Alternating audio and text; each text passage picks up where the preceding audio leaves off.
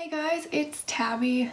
So today I am going to be doing another children's book haul. I am a fourth year student at my university. I am student teaching this upcoming fall semester. So I've accumulated a lot of children's books since my last children's book video.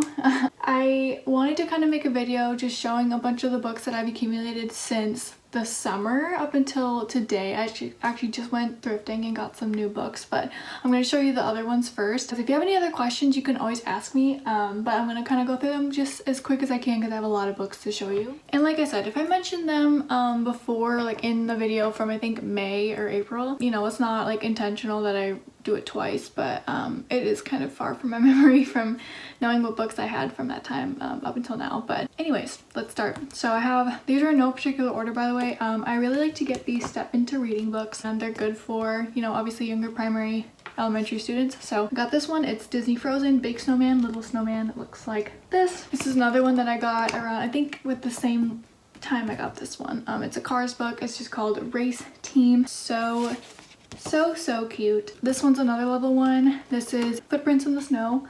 Just a cute book for kids to read by themselves. Really like this. I like to get books that have a purpose in my classroom.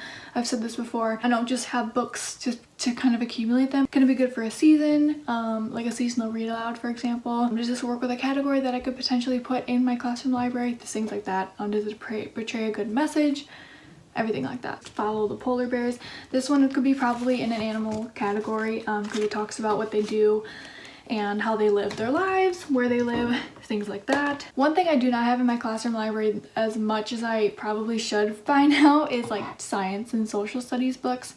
So these I found together. This one's called Space Rocks and this one's about the sun, earth, and the moon. These are perfect. Books like these are really good even for any really elementary grade. Whether they can read them or not, they do come with pictures, and if anything, kids can look at the pictures. I do love these books so that if you give a blank book, so I have if you give a moose a muffin, and then I also have if you give a mouse a cookie.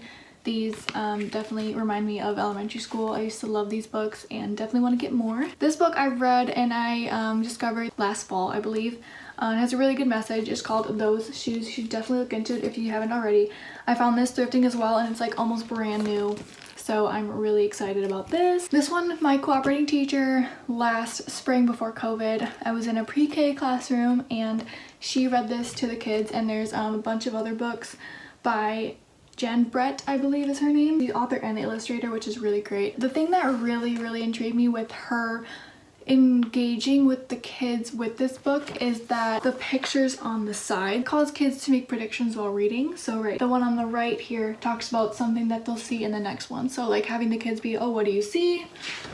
And then that being up into the next page, if that makes sense. This is really good for that. It's also just a good winter book really to have. This one I also found in my cooperating teacher's classroom, and I happened to find it as well. Commotion in the Ocean. Another, you know, easy book just with a bunch of different sea animals, ocean animals, things like that. It's just more informative, and also the animations are very cute, or the illustrations I should say. I only have one pigeon book, and this is all that I have by Mo Willems. Definitely look into his books.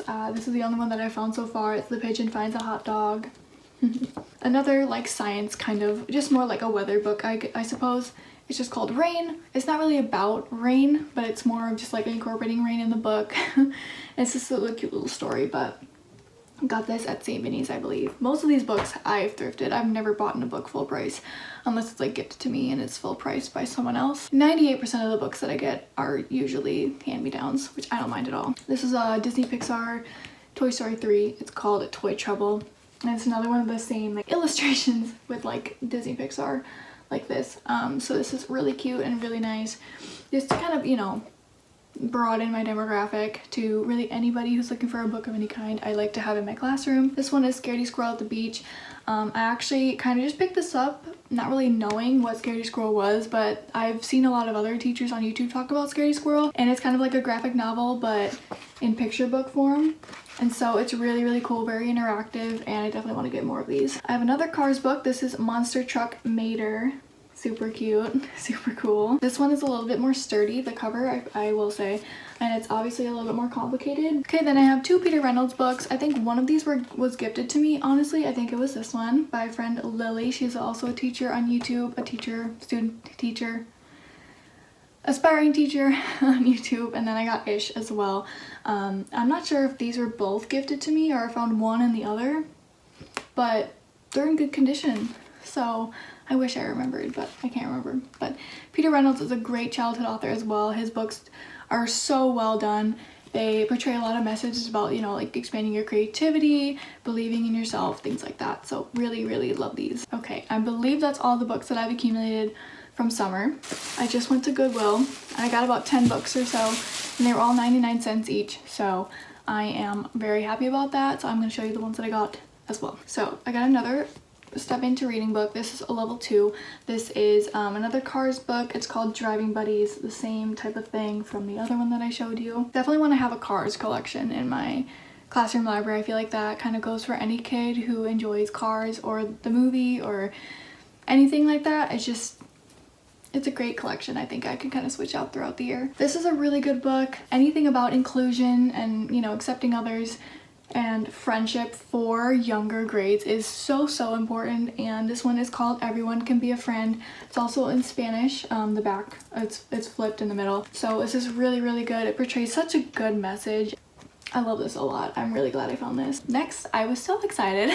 I didn't even take a second to decline this thought of putting this in my library. This is Pig the Elf. They have a bunch of other Pig the Pug books. There's There's Pig the Pug, there's Pig the Winner, and then there's also Thelma the Unicorn, which I did not know that was by the same author, but yeah, I'm so excited for this. This can definitely go in like the holiday themed book display or book bin that I have in my classroom library as well. This one is The Snowy Day. I was very happy when I found this. This is the Caldecott winner. Very good book to read in your classroom. This one's a little old, I will say. It's from 2000, but it's really not that bad. This is about feeling thankful. So she's talking about, you know, like I'm thankful for the home I have, having a home, you know, friends and family, the people that are close to me, good food to eat. Just having this is so good for kids. This would be good for like a Thanksgiving prompt. What are you thankful for? This can give them ideas, prompt discussion about, you know, just not taking things for granted, accepting what you have in your life and the people that surround you, things like that. So it's just an easy book, very straightforward, but I actually really enjoyed it. It'd be a great read aloud. I have one Pete the Cat book besides this, and I found this one. It's Pete the Cat Snow Days, another just winter book that can be displayed and also kids can read. Pete the Cat's very popular, so I'm glad I found another one. This one's another winter display book, to be quite honest. It's called Frozen Noses. This one I am really happy I found. It just kind of talks about all the different things you can do outdoors in the winter time, and really cool like media illustrations here. I really enjoy that. I have 4 books left. 3 of them are animal books. Definitely something I wanted to expand on in my children's book collection. So I have one on monkeys. This one is pretty easy to read, and if anything, like I said, kids can look at the pictures. This one is Wild Animals. This I've probably seen at Target or something, but again, I got it for 99 cents.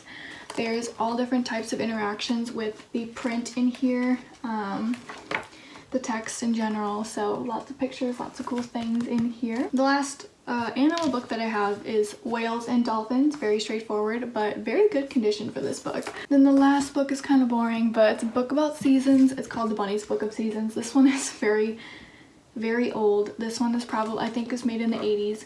It just kind of talks about the different, you know, the seasons, what they look like, you know, the weather that takes place, how they're different from each other, and things you can do in that season. And it's very cute. So yeah, that's all the books that I have so far. I probably am missing some, to be honest with you, but my memory is shot right now. But yeah, if you have any other book suggestions or video ideas, please leave them down below. That'd be great. I appreciate you guys watching this. It was so fun to do, and I'd love to get back into YouTube slowly but surely. I'm so busy. It's insane. So yeah, thank you for watching, and I will see you in my next video. Bye.